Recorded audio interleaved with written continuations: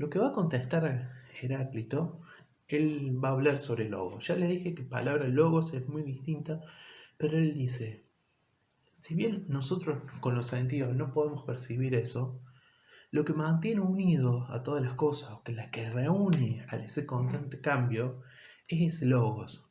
Logos para él, obviamente que nosotros hemos visto que es estudio, razón, inteligencia, y él va a decir algo así como que el logos ese es una inteligencia casi universal. Realmente es aquello que está en todas las cosas, pero que de alguna manera puede unir lo que es diferente. Y obviamente es algo que está presente, que está constantemente y que nuestros sentidos no son capaces de ver. Pero no me parece que sea tan ilógico. ¿Qué les Bien, parece?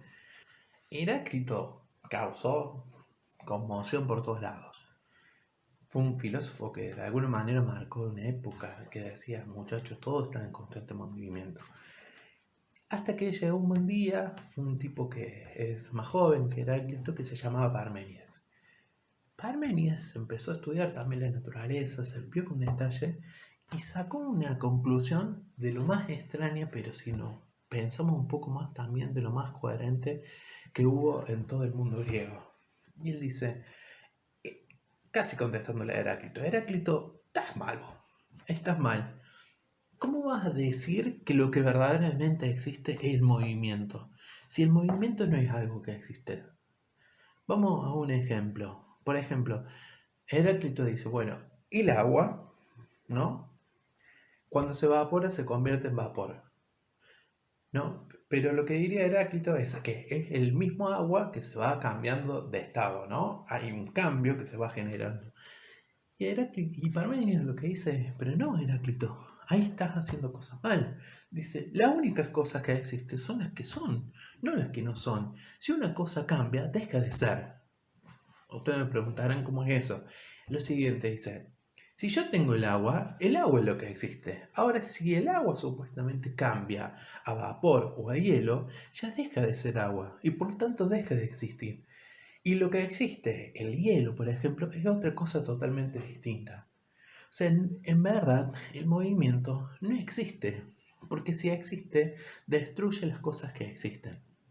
Es decir, yo siempre soy el mismo, nunca voy cambiando. Y lo que verdaderamente existe es aquello que nunca deja de cambiar. ¿Se entiende un poco este ejemplo del agua? Es, el agua no es que vaya cambiando, sino que de alguna manera deja de existir y pasa a existir otra cosa. Existía el agua, deja de existir y ahora lo que existe es vapor, ¿no? Y cuando el vapor se condensa de nuevo y se convierte en agua, no es que cambia de vapor a agua, sino que son cosas totalmente distintas las que existen.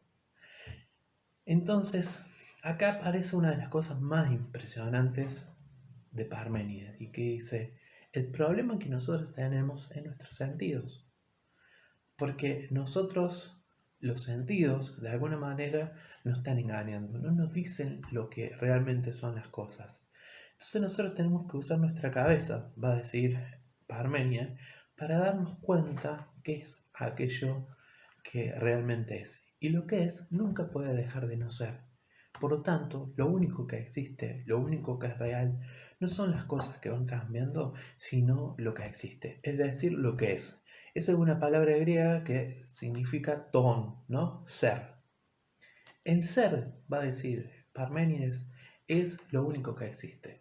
El cambio es como una ilusión, algo que nosotros pensamos que parece que existe, pero en verdad no existe, porque las cosas que siempre existieron nunca pueden dejar de ser de otra manera.